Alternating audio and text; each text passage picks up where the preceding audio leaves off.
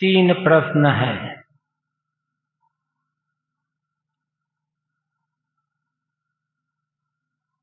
क्या मनुष्य के जन्म के पहले ही उसके जीवन की सारी पटकथा लिख दी जाती है?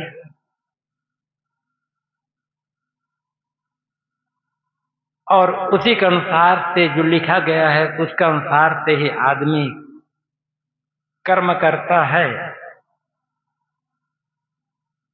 तब फिर उसे कर्म फल भोग क्यों होता है? वो तो निर्धारित है पहले से।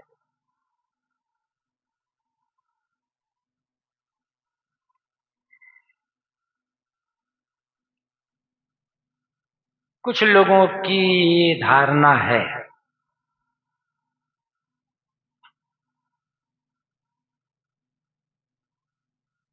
कि मनुष्य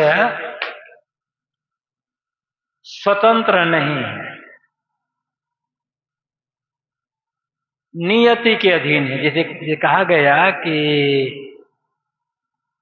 सब कुछ पूर्व से निर्धारित है, आदमी क्या करेगा, क्या सोचेगा, कैसे करेगा, सब निर्धारित है।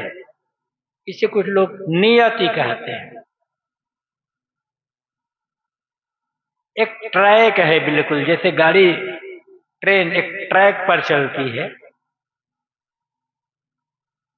गाड़ी किस ट्रैक पर जाएगी पहले से निर्धारित हो जाता है। ऐसे मनुष्य के जीवन में क्या क्या घटनाएं घटेगी पूर्व से निर्धारित है। इसमें कुछ अदो बदल हो नहीं सकता है।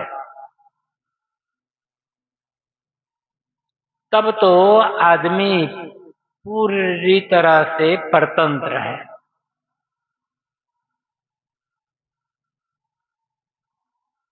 विवश है आदमी।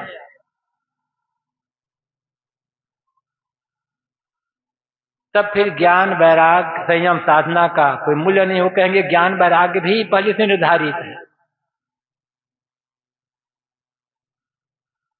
लेकिन यह हकीकत नहीं है। हाँ, ये तो कहा जा सकता है कि इस वर्तमान जीवन में हमें क्या क्या सुख दुख की प्राप्ति होगी, ये निर्धारित है। मतलब प्रारब्ध का अर्थ होता है जो प्रारंभ हो चुका है। कर्म तीन प्रकार के माने गए हैं। वैसे तो पाप पुण्य ये दो कर्म है, लेकिन इनसे अलग कर्म तीन प्रकार के: संचित, क्रियमान और प्रारब्ध।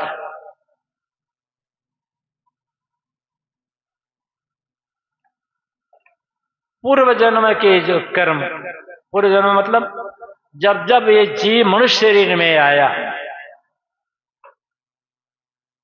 और इच्छा पूर्वक सुख दुख मान करके, इच्छा पूर्वक सोच समझ कर जो कुछ किया, अच्छे बुरे कर्म, उनके जो संस्कार अभी कर्मफल भोग देने में शेष रह गए हैं, वो संचित है। आज हम सोच समझ करके सुख पाने के लिए, दुख से बचने के लिए, बदला लेने के लिए या कुछ और करने के लिए इच्छा पूर्वक जो कर्म कर रहे हैं, यह क्रियमान है। और जिन कर्मों के फल भोग के लिए इस मनुष्य शरीर का निर्माण हुआ है, ये मनुष्य का जन्म मिला है, वो प्रारब्ध है।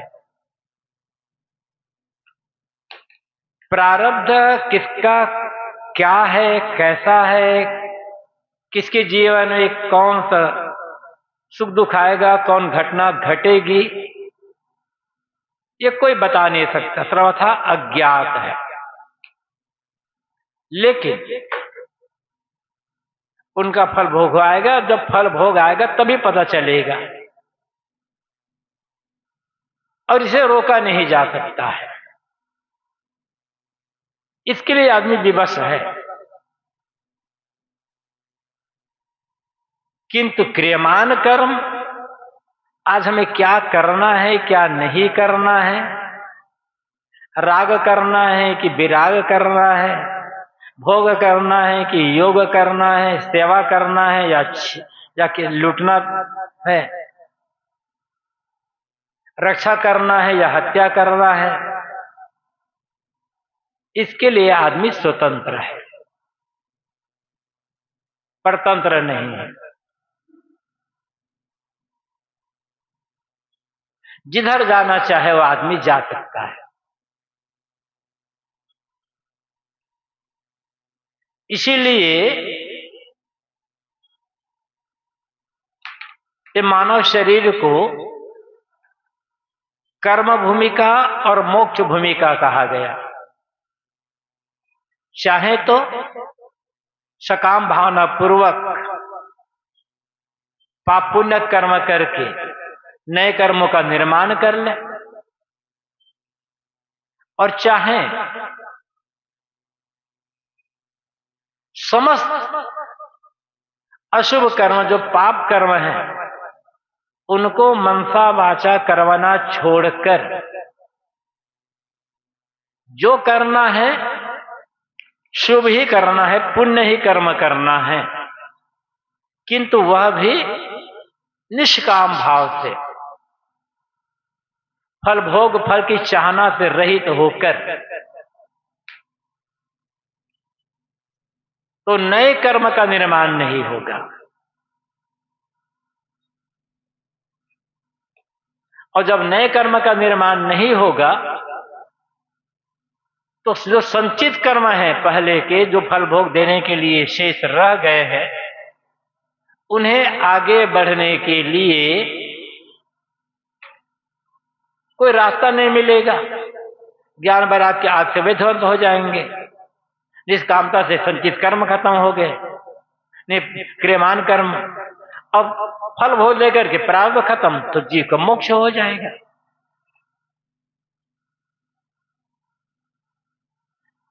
तो फल भोग के लिए वर्तमान शरीर है, इसमें जो सुख दुख आएगा पूर्व कर्म के अनुसार से, उसके लिए आदमी विवश है, उसे रोका नहीं जा सकता। किंतु आज क्या करना है क्या नहीं करना है, इसके लिए आदमी स्वतंत्र है, परतंत्र नहीं है। अब यदि ये कहा जाए नहीं, आदमी क्या करे जीवन में, किधर जाएगा, ये पूर्व निर्धारित है, सब कुछ एक ट्रैक बना दिया गया है, उसमें रद्द बदल नहीं हो सकता। एक ट्रैक बनाने वाला, पटकथा लिखने वाला, निर्धारित करने वाला कौन है फिर? और क्यों उन्होंने मनुष्य को इतना विवश बना दिया, इतना परतंत्र क्यों कर दिया? कारण क्या है? यदि ये कहा जाए कि कारण है कर्म, कर्म जैसे चिन्ह जैसा से किया, तो वो कर्म भी आदमी ने जो कुछ किया वो भी तो निर्धारित था पहले से, तो फल कैसे होगा उसका?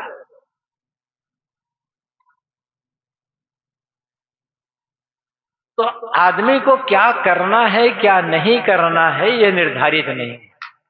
समझ संगत अच्छी मिली,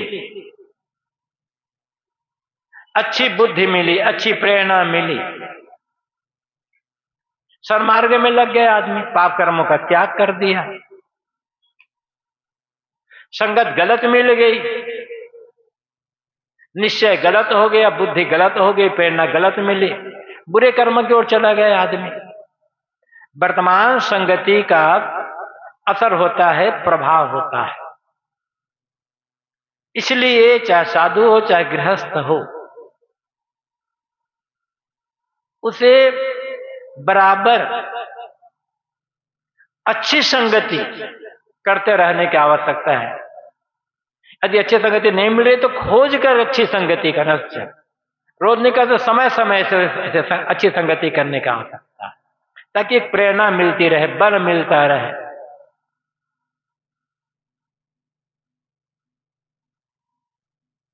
और अच्छी संगति करते करते अपने कर्म के संस्कार के अनुसार से और आज के वर्तमान के निश्चय के आधार पर आदमी त्याग वैराग के पद पर चल गया तो पूरा कल्याण होता है। मोक्ष किसी के भाग्य में लिखा नहीं है।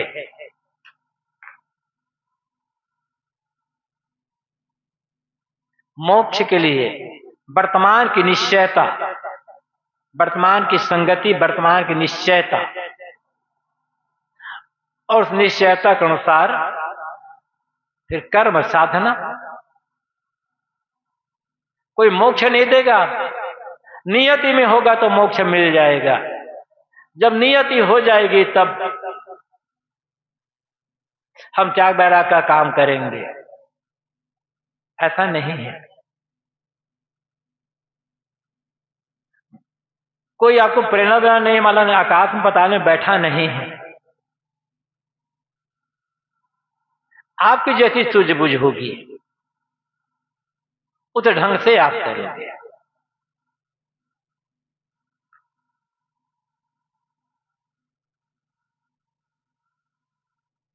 तो कर्म करना है। कर्म कैसे कर्म करना है? राग पूर्वक या विराग पूर्वक, आपकी समझ, आपकी निश्चयता पर निर्भर है।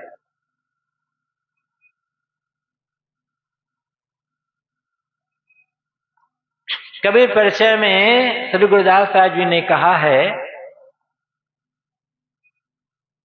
एक कर्म है बोवना, उपजय बीज बहुत। एक कर्म है भूनना, उगय न अंकुर सूत।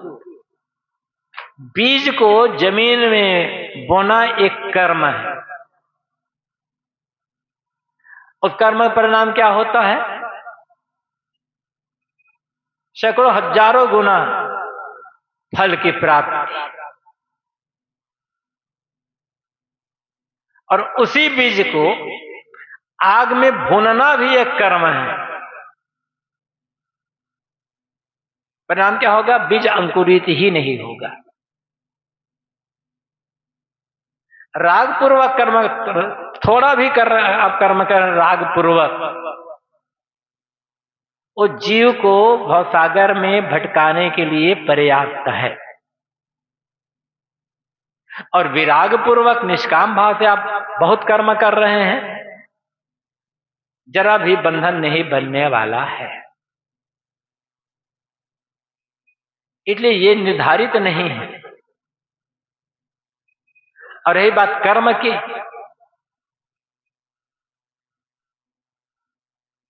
तो हम जो शरीर से कुछ करते हैं वही कर्म नहीं है।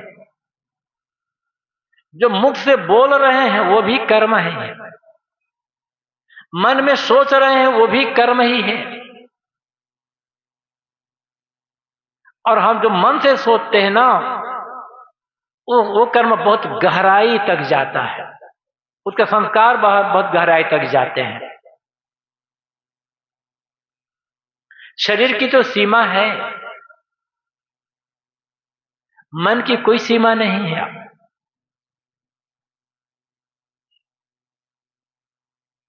यहीं बैठे बैठे आप मन ही मन हजारों आदमी की सेवा कर सकते हो। शरीर से कितने लोगों की सेवा करोगे? 2, 4, 10, 20, 50, 150 की सेवा करोगे। किंतु सेवा की भावना हजारों क्या लाखों करोड़ों के लिए रख सकते हो। मन ही मन हजारों गरीबों को आप सेवा करते, हजार दिन दुखों की सेवा कर सकते हो। यहीं बैठे बैठे आप मन ही मन हजारों लाखों आदमी की हत्या कर सकते हो। प्रत्यक्ष हत्या नहीं हो रही है, लेकिन मन से हत्या कर रहे हो, सोच रहे हो, संस्कार गहरा होते चले जाएंगे। इसलिए शरीर के जो क्रियाकलाप हैं, इन पर जितनी सावधानी की आवश्यकता, उससे कई गुना सावधानी की आवश्यकता मन के चिंतन की। एक बार शरीर का कर्म भले बिगड़ जाए, किंतु मन का चिंतन ना बिगड़े। और मन का चिंतन यदि नहीं बिगड़ा, मन का चिंतन सुधर गया, तो शरीर का जो कर्म है वो बिगड़ने का चांस नहीं आ पाएगा।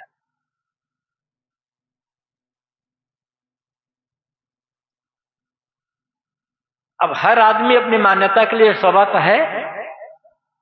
अब यह ऐसा विषय है, इसको प्रत्यक्ष प्रयोग करके दिखाया नहीं जा सकता है। विवेक और विचार द्वारा ही इसको समझा जा सकता है। लेकिन स्वयं सोचना होगा कि आप जो कर रहे हो, बोल रहे हो, सोच रहे हो, क्या उसके लिए आपको कोई विवश कर रहा है? क्या कोई आपको विवश कर रहा है कि नहीं, इस आदमी को तुम्हें गाली देना ही होगा? गाली देना है या नहीं देना है, इसका निर्णय कौन करेगा? कोई दूसरा व्यक्ति? कि आप क्या सोचना है, इसका निर्णय कौन करेगा? आपको करना, दूसरा निर्णय नहीं कर सकता है। कोई आकाश पाताल में बैठा नहीं है, कोई तार नहीं है कि आपको वहां से बेहतर है कि नहीं, ये सोचो, वो सोचो, वो सोचो। कोई प्रोग्राम फिट नहीं है, नहीं ऐसा ही होगा। और यही रास्ता आदमी को स्वावलंबी बनाएगा। यदि मान लें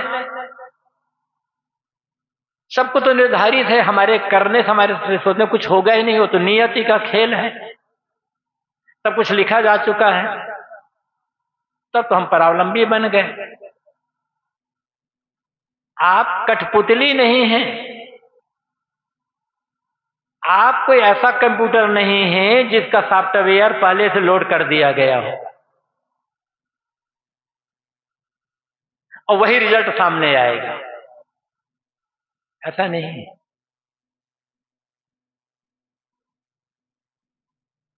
आप स्वतंत्र हैं। क्या करना है, नहीं करना है, ये निर्धारित नहीं है। और इसीलिए आप सोच समझ करके कर्म करते हैं, इसीलिए फल भोग होता है। यदि निर्धारित रहता पहले से, तो फल भोग करने की आवश्यकता ही नहीं थी।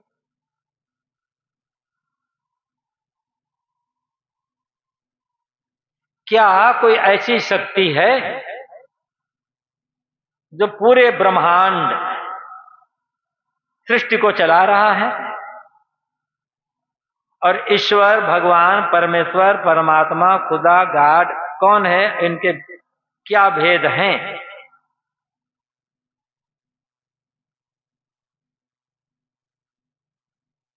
ऐसी शक्ति जो पूरे ब्रह्मांड को सृष्टि से चला रही है, वो शक्ति है नियम। लेकिन वह शक्ति बेजान है। नियम कोई चेतन शक्ति नहीं है।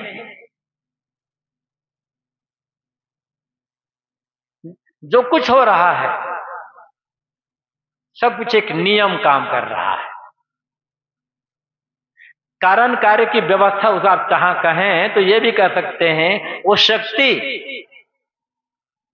जिसके कारण से पूरे ब्रह्मांड की गति हो रही है, पूरा ब्रह्मांड संचालित हो रहा है, उसे आप कारण कार्य की व्यवस्था कह सकते हो। कारण गुण पूर्वक का कार्य गुणो दृष्टा कहा गया। बिना कारण के कार्य नहीं होगा। हर कार्य के पीछे कोई ना कोई कारण है, एक व्यवस्था है।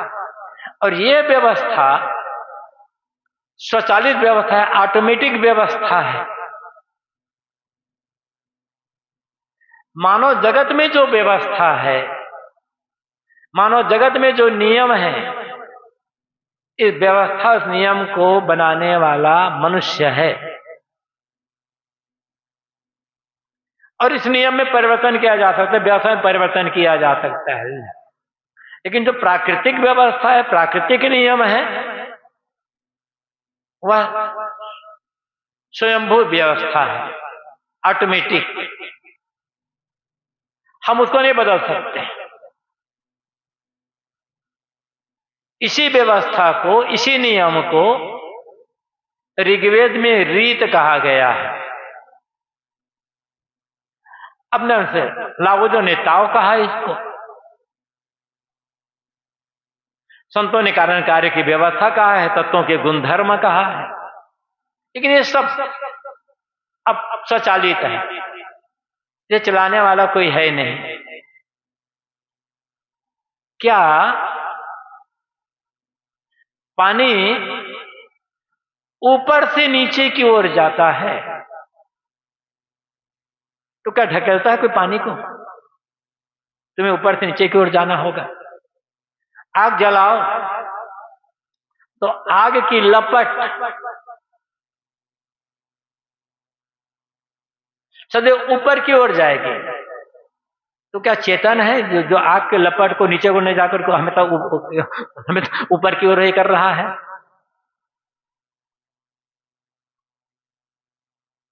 समय समय से भयंकर तूफान आ जाते हैं।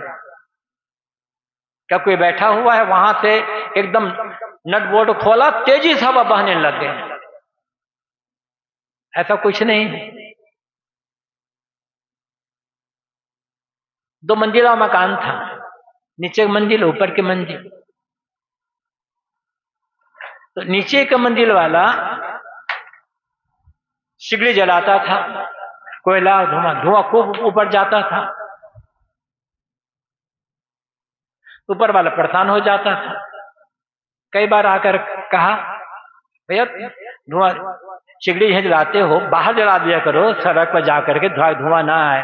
कहा ये तो आग का नियम, धुआं, ये तो धुआं का नियम है, ऊपर की ओर जाना, इसमें मैं क्या कर सकता हूं?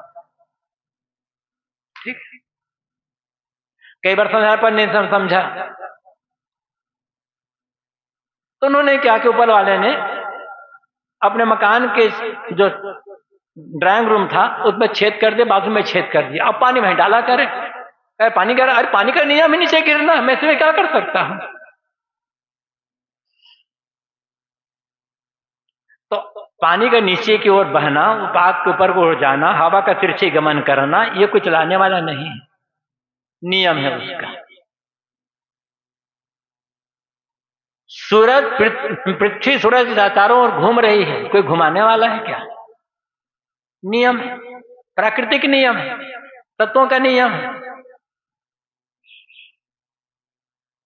और इसी नियम को न स्वीकार करके धार्मिक जगत में एक अति चेतन सत्ता की कल्पना की गई है। जैसे कुछ लोग ईश्वर कहते हैं, कुछ लोग खुदा कहते हैं, कुछ लोग गॉड कहते हैं, कुछ लोग यहोवा कहते हैं, कुछ लोग परमेश्वर कहते हैं, कुछ और कहते हैं, नाम अलग अलग है। अब जरा ये सोचो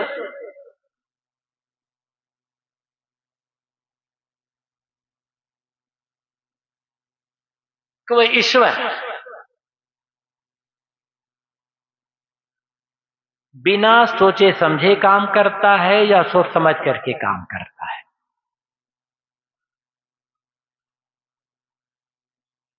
अब बिना सोचे समझ करके काम कर रहा है, जिसका जैसा मन हो तब तो तानाशाह हो गया, पता नहीं क्या हो वो कर देगा। और सोच समझ करके काम करता है, सोचने में फिर समय लगेगा। कुछ भी आप सोचेंगे समय लगेगा, समय का अंतराल होगा। अब जरा सोचो, केवल आदमी नहीं, पशु पक्षी कृमि कीट ये भी तो जीव है ना। प्रत्येक क्षण लाखों करोड़ों प्राणी शरीर छोड़ रहे हैं। और प्रत्येक क्षण, प्रत्येक सेकंड, एक सेकंड 10वें हिस्से में भी लाखों करोड़ों प्राणियों का नया जन्म हो रहा है। तो एक ईश्वर बैठ बैठ करके कैसे कर्मफल भोग दे रहा होगा उन लोगों को, कैसे उनके कर्मों की व्यवस्था कर रहा होगा ईश्वर। तो सोच कितनी तेजी से सोचे, एक क्रम तो हो गया ना। और लाखों करोड़ों का ना, क्या अरबों अरबों है।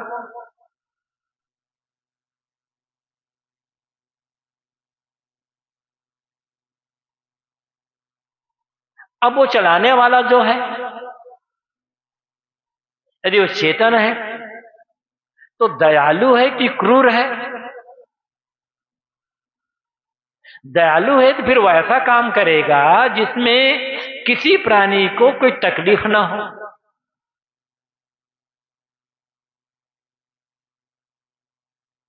लेकिन हम तो ऐसा देखते हैं, इतना पानी बरसता है, कहीं कहीं भयंकर बाढ़ आ जाती है। कितने वो कृमि कीट छोड़ दो, पशु पक्षी बह जाते हैं, सैकड़ों आदमी बह जाते हैं। दयालु ईश्वर ऐसा क्यों कर रहा है? लोग कहते हैं वो ईश्वर की क्या होती, वो तो कर्म फल भोग, तो हमारा ही कर्म ही मिलना है तो ईश्वर की फिर आवश्यकता क्या होगी? कर्म फल तो अपने हमें नियम से हमें मिल ही जाएगा। तो ऐसा कोई है नहीं, कोई जो चेतन हो, कहीं बैठा हुआ हो, जो इस ब्रह्मांड को चला रहा हो। लोग कहते हैं वो तो सर्वव्यापक है। सर्वव्यापक कोई चीज ही नहीं है, और सर्वव्यापक होगा तो विकारी होगा, और विकारी होगा तो नाशवान होगा।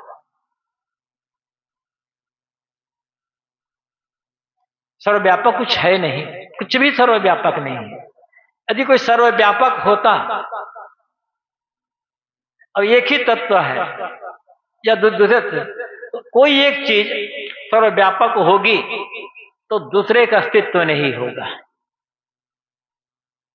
एक की सर्वव्यापकता दूसरे के अस्तित्व में बाधक बनेगी। या ठोसम ठोस कोई चीज भरी हुई है, ठोसम ठोस, कहां चलो फिरोगे? प्रकृति में सर्वत्र क्रिया है और गति है। जितने भी भौतिक द्रव्य हैं सब में क्रिया और गति है, और एक ही चीज सर्वव्यापक है, ठोसम ठोस है, तो क्रिया किस में होगी, गति किस में होगी? इस बात पर विचार करिए। जब तक कोई जगह खाली नहीं होगी तब तक गति नहीं होगी। अब जब गति ही नहीं होगी तो निर्माण और विनाश भी नहीं होगा, क्योंकि निर्माण और विनाश हमेशा मिलने बिछुड़ने में होता है। जड़ तत्वों के परमाणुओं में आप नाम जो भी दे दो, गति है तभी एक परमाणु दूसरे परमाणु मिलते हैं, और फिर मिलते चले गए, एक नए वस्तु का निर्माण हो गया, बिछुड़ गए, अलग अलग हो गए, विनाश हो गया। गति है ना, वहां पर क्रिया भी चल रही उसमें। तो सर्वव्यापक कैसे होगा कोई चीज? यदि ईश्वर सर्वव्यापक है तो मिट्टी पानी आग हवा कहां पर है? फिर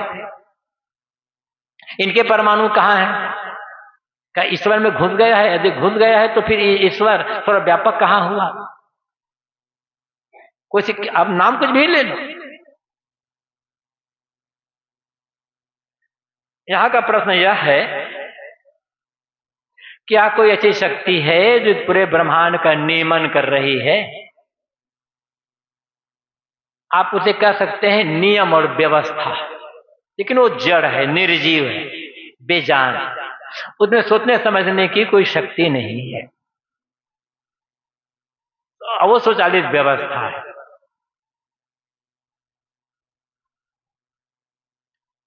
ईश्वर, भगवान, परमेश्वर, परमात्मा, खुदा, गॉड कौन है? इनके भेद क्या है?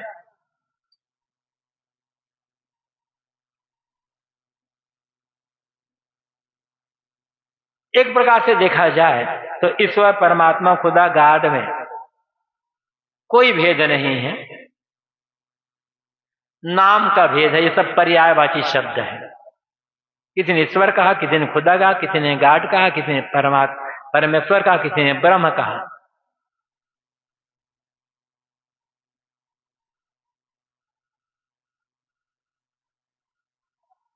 ईश्वर आप ऐसा भी समझ सकते हो, ईश्वर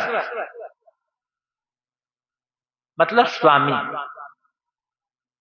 मंडलेश्वर कहा जाता है, एक मंडल का स्वामी, एक मंडल का व्यवस्थापक ईश्वर है। उस रूप से आप ले सकते हो।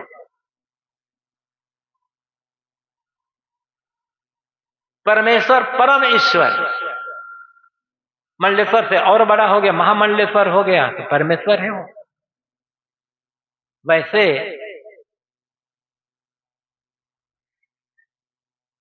ये सब जीव के ही पर्यायवाची हैं, कह सकते हैं। जीव आप अपना शरीर, अपना मन, अपनी इंद्रियों के मालिक होने से आप अपना ईश्वर खुद हैं। अपने मन इंद्रियों के मालिक हैं आप, इसलिए मन इंद्रियों के ईश्वर है आप। क्या सोचना है, क्या करना है, निर्धारित आप करोगे। मन इंद्रियां सोबत नहीं, भले हम कहते हैं मन मानता नहीं, मन चंचल नहीं है, लेकिन आप चाहो तो मन चंचल होगा, चाहो तो मन चंचल नहीं होगा, क्योंकि मन आपका गुलाम है, आप मालिक हो, तो अपने मन के ईश्वर हो। अपनी इंद्रियों से क्या काम लेना है, काम लेना है या नहीं लेना है, आपकी मर्जी। नहीं बोलना है।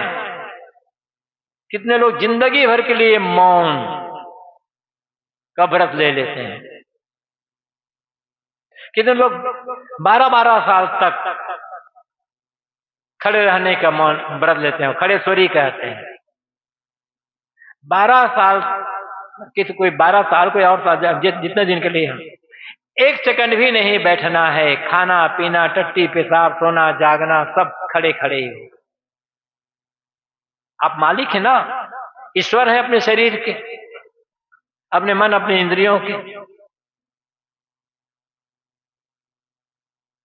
और यदि आप मन इंद्रियों के व्यवहार को इतना शुद्ध कर लिया, कोई मलिनता रह ही नहीं गई, न मन में, न इंद्रियों में, न कहीं मलिनता नहीं रह गई, पूर्ण आत्मस्वभाव है, तो आप परमेश्वर हो गए।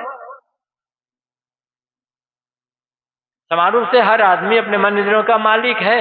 अच्छा करना है तो, बुरा करना है तो सोच करता है।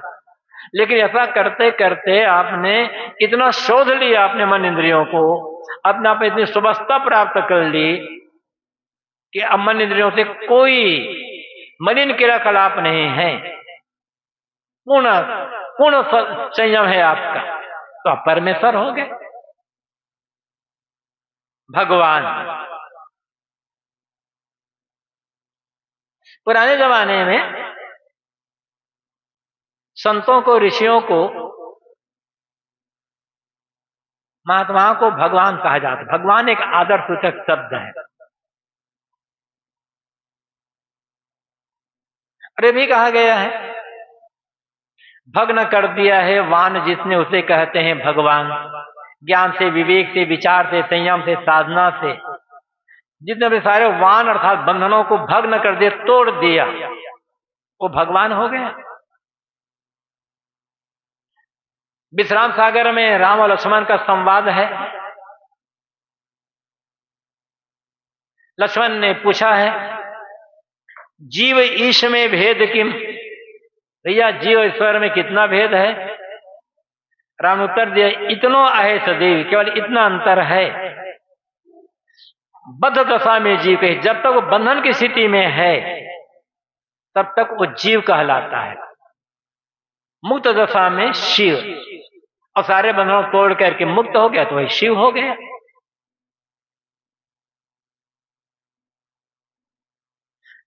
भागवत पुराण में एक मंत्र है, दरिद्रो यश संतुष्ट, कृपणो यो अजितेंद्रिय। गुणेश सक्त धीरिशो, गुण संगो विपर्यय, यहां इतना नहीं। गुणेश सक्त धीरिशो, गुणेशु असक्त धीर ईशा, जो गुणों में आसक्त नहीं होता, प्रकृति के किसी भी व्यवहार में, किसी क्रियाकलाप में, कीमती से कीमती वस्तुओं में भी, 17 स्तंभ के जो है इनमें भी कहीं आसक्त नहीं, सत्य से अनासक्त है, वो ईश्वर है।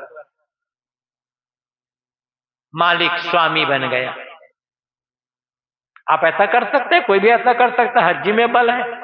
नहीं किए हैं, गुण संग विपर्यय, गुणों में आसक्त है, प्रकृति के क्रियाकलाप में बंधे हुए हैं, इन मंदिरों की गुलामी है, तो आप विपर्यय, गुलाम है आप। ईश्वर मालिक, विपर्यय इसका उल्टा गुलाम। हम और आप, कोई भी मनुष्य कहीं आ सकता है तो गुलाम है। और शरीर, संसार, मन, इंद्रिय, प्रकृति का जहां तक जाल है, ये जो ज्ञान है, वैराग्य है, त्याग है, मन की निर्मलता है, इसमें भी आसक्ति नहीं, इसका भी अहंकार नहीं है, पूर्ण निरहंकार, तो आप ईश्वर है। भगवान के लिए कहा गया, ऐसे भी कहा गया है, ज्ञान ऐश्वर्य भगयुत, एक क्षय बताया गया कि क्षय जो जैसी बात होता है, वो भगवान मतलब ये सांसारिक ऐश्वर्य है, उसके लिए कहा गया। सदगुरु कबीर ने कहा, कर विचार विकार परिहरि तरण तारण सोए, कहीं कबीर भगवान बजरा द्वितीय और न को। जिन्होंने विचार करके विकारों का परित्याग कर दिया, साधते साधते अपने आप को पूर्ण निर्विकार बना लिया, उत्तरण, वो भवसागर से पार हो गया, और वही तारण बन जाता दूसरों के लिए प्रेरणा देकर। कहीं कर भगवान, वही ऐसा जो निर्विकार जीवन पुरुष है वो भगवान है, इसको छोड़कर और भगवान मिलने वाला नहीं होगा। गुरु नानक का दोहा है, सुख दुख जीव पर से नहीं, लोभ मोह अभिमान, कह नानक सुन रे मना, सो मूर्ख भगवान। जिसे दुनियावी सुख दुख स्पर्श नहीं करते, मतलब सुख आने पर जिसके मन में अहंकार नहीं होता, विचलन नहीं होता, दुख आने पर जो रोता नहीं, शिकायत नहीं करता है, परेशान नहीं होता, सुख दुख को बाहर ही लौटा देता है, जिसके मन में लोभ नहीं है, मोह नहीं है, अभिमान नहीं है, ऐसा जो पुरुष है वो प्रत्यक्ष भगवान है। उनकी सेवा करके आप भी वैसा भगवान बन सकते हो।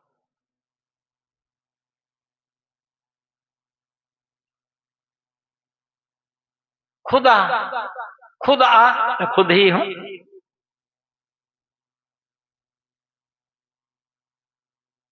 अगर हम ना होते तो खुदा होते, बिगाड़ा मुझको होने ने, बिगाड़ा मुझको होने ने, जो गर ना हम होते तो हम खुदा होते। मुझे होने ने बिगाड़ा, मैं स्त्री हूं, मैं पुरुष हूं, मैं साधु हूं, मैं गृहस्थ हूं, मैं विद्वान हूं, मैं धनवान हूं, मैं गरीब हूं, ये जो अहम भाव आ जाए मुझे बिगाड़ दिया। ये हाव ना होता अंदर में तो हम खुदा होते। सुबह कहा था मैंने, सरापा आरजू होने ने बंदा कर दिया मुझको, वगरना हम खुदा थे, गर्दिले बेमद्दवा होते। सिर से पैर तक लिपटे हुए छांव ने हमें गुलाम बना दिया। यदि बेमुद्दवा होते, इच्छा कामना तृष्णा से रहित होते, तो हम तो खुदा होते, खुदा थे, खुदा होते, खुदा हैं। कब तक? जब तक कोई इच्छा ना हो। एक सूफी फकीर कहते जा रहा था, मैं खुदा हूं, मैं खुदा हूं, मैं खुदा हूं। एक मुसलमान बादशाह ने सुना, कहा ये कौन पागल आ गया? अरे खुदा तो एक है, दुनिया भर का मालिक, ये कौन है जो कह रहा है मैं खुदा हूं, खुदा हूं? सिपाही भेजो तो देखो तो कौन पागल है। सिपाही पकड़ लिया, कौन हो तुम? खुदा हूं मैं खुदा हूं। बादशाह नाराज हो गया, इसे जेल में डाल दो, रात भर इसे जेल में बंद रखो, सुबह दरबार में हाजिर करना। पकड़ करके हथकड़ी बड़ी लगाकर जेल में डाल दिया। सिपाहियों ने पूछा तुम कौन हो? कहा कि मैं बंदा हूं। कहा कि अब अकल ठिकाने आ गई, जेल में बंद रहे रात भर में, तो मैं बंदा हूं। सिपाही ने जाकर कहा, हुजूर वो तो कहता मैं बंदा हूं, अकल ठिकाने आ गए। अच्छा ले आओ खोल करके। बादशाह ने पूछा तुम कौन हो? मैं खुदा हूं। पैगल भड़ हो गया, फिर जेल में बांध में डाल दिया। पकड़ कर सिपाही ने पूछा कौन हो? मैं बंदा हूं। कहा अजीब मामला है। कहा कि मैं जेल में बंद हूं इसलिए बंदा हूं, बाहर निकल गया सोता हूं तो खुदा हूं, इसमें कौन बड़ी बात है? तो भाई अब जेल में बंद है, अपने मन वासनाओं के जेल में बंद है, आसक्ति में डूबे हुए हैं, वासना के गुलाम है तो बंदा है, और वासना के गुलाम नहीं है, मन इंद्रियों के गुलाम नहीं, सारी गुलामी मिट गई तो आप खुदा हैं। कहां तक खुदा पुकार रहे हो? इसलिए इनकी कल्पना हो करने वाले आप हैं। सोचो जरा, दुनिया में मनुष्य ना होता तो एक भी ईश्वर खुदा ब्रह्म गाड परमात्मा ना होता, एक भी देवी देवता ना होता। आपको आवश्यकता है इनकी। क्यों आवश्यकता है? ये खुदा गाड ईश्वर ब्रह्म परमात्मा तमाम देवी देवता आदमी के दिमाग की उपज है, आदमी की उनकी आवश्यकता है। क्यों आवश्यकता है? दो कारणों से। एक तो आदमी की सारी इच्छाएं पूरी नहीं होती है,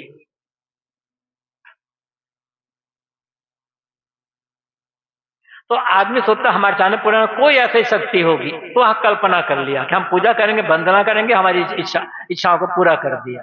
तो ये इच्छा पूर्ति के लिए बनाया गया। दूसरा, चाह करके भी आदमी दुख से बच नहीं सकता है।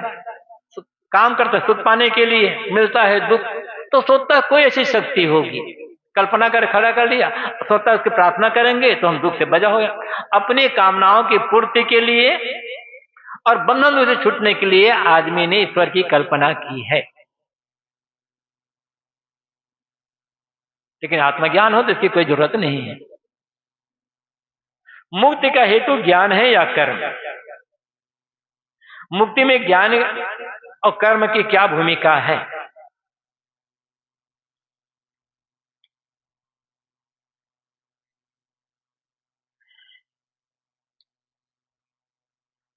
मुक्ति की बात छोड़िए, मुक्ति तो जब होगी तब होगी। आपको रोटी बनाना है, ज्ञान चाहिए कि कर्म चाहिए? रोटी बनाने का ज्ञान है कि रोटी गेहूं से बनेगी, और जब गेहूं को पिसवा लिया जाएगा तो आटा बन होगा। आटा जब बनाएंगे तो आटा में पानी मिलाना होगा, कितना पानी मिलाएं कि आटा बंध जाए, ये सारा ज्ञान है। लेकिन अब गेहूं को निकाल करके पिसवाने नहीं जाते हो, पिसवा करके ले आगे तो आटा पानी मिला करके आटा भिंगाते भी नहीं हो, भिंगा लिए न तो चूल्हा इकट्ठा करते हो, न तो तवा, न लकड़ी, न आग, बनेगी नहीं बनेगी रोटी? रोटी बनाने का ज्ञान है आपको, इतना आपको ज्ञान है कि रोटी गेहूं से बनेगी, लेकिन कर्म नहीं करते हो, बनेगी कि नहीं बनेगी? आप कर्म तो कर रहे हो,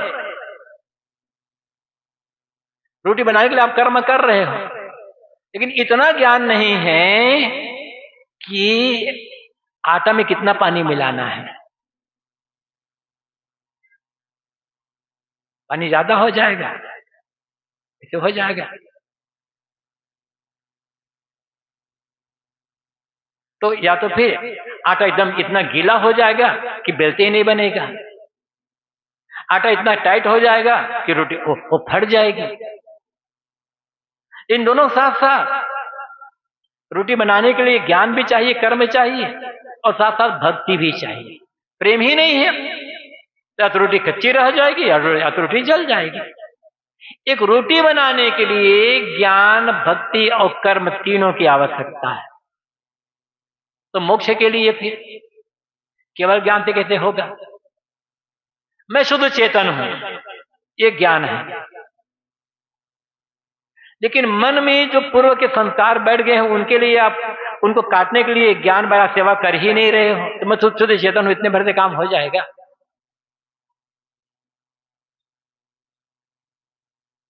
प्रयागराज सूरत से कुछ उत्तर कुछ पूर्व दिशा में है, ज्ञान हो गया, पहुंच जाएंगे कि नहीं पहुंचेंगे? हम चलना नहीं चाहते, मेहनत नहीं करना है हमको, हम इतना जानते हैं प्रयागराज कहां पर है, पहुंच जाएंगे ना। बिना कर्म के तो पहुंचेंगे नहीं। लेकिन हम चल रहे हैं, हमें यही पता नहीं है कि प्रयागराज किधर है। चलते रहेंगे, वर्षों बीत जाके चलते ज्ञान ही नहीं पहुंचोगे कैसे? और भक्ति नहीं, प्रेम नहीं है, थक जाएंगे, अरे छोड़ो सब, कहां जाना है, तो कर्म ही नहीं कर पाओगे। तो मोक्ष के लिए ज्ञान की भी आवश्यकता है, कर्म की भी आवश्यकता है और भक्ति की भी आवश्यकता है। ज्ञान कौन सा चाहिए? मैं कौन हूं, अपने आप का ज्ञान। फिर मैं दुखी क्यों हूं, मेरे बंधन का कारण क्या है, क्यों मैं बंधन में पड़ा हुआ हूं, ये बंधन कैसे बने, अब बंधनों का नाश कैसे होगा, इनका ज्ञान ही नहीं है। तो इनका ज्ञान चाहिए। लेकिन ज्ञान तो हो गया, पता चल गया कि बंधन कैसे बन गए, तो बंधनों को काटने के लिए त्याग और वैराग चाहिए, साधना चाहिए, फिर वो तो कर्म हो गया। अब साधना वैराग का काम कर रहे हो, थोड़ी कठिनाई आई, छोड़ बैठे क्योंकि भक्ति नहीं है, कल्याण के लिए वो प्रेम नहीं है, वो श्रद्धा भावना नहीं है, तो छोड़ बैठेंगे आप। तो मोक्ष के लिए सर्वप्रथम तो स्वयं का ज्ञान चाहिए, मैं कौन हूं इसका ज्ञान चाहिए।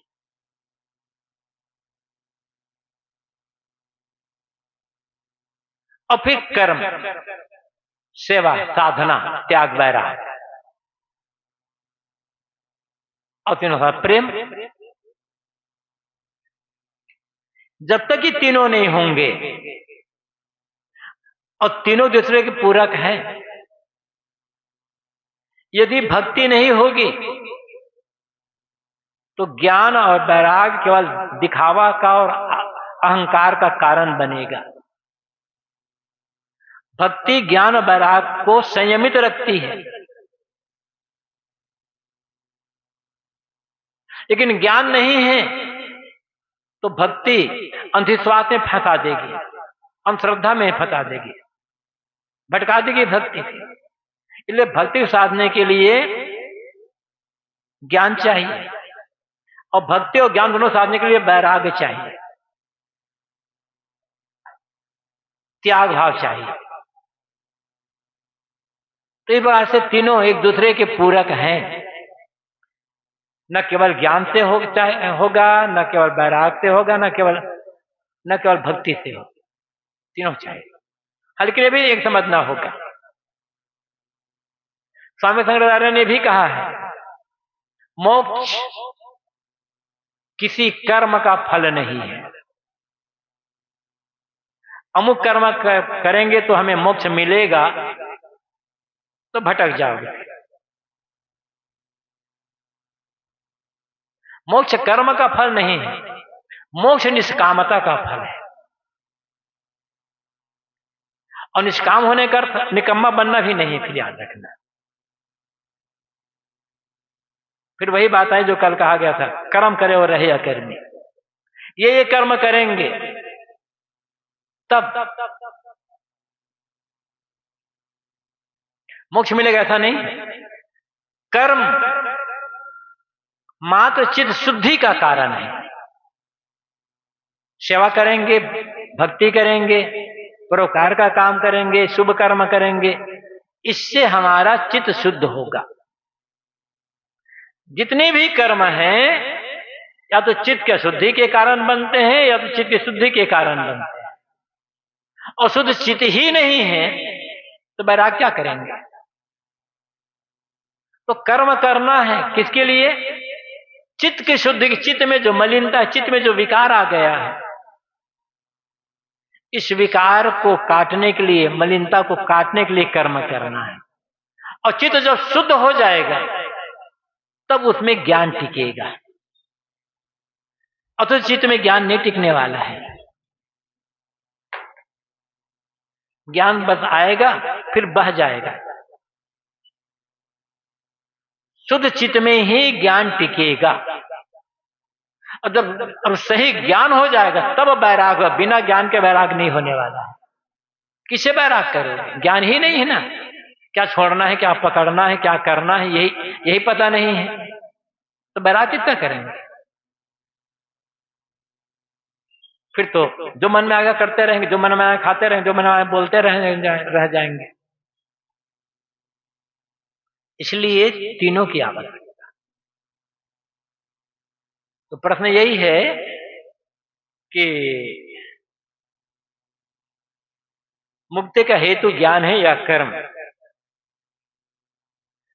दोनों है।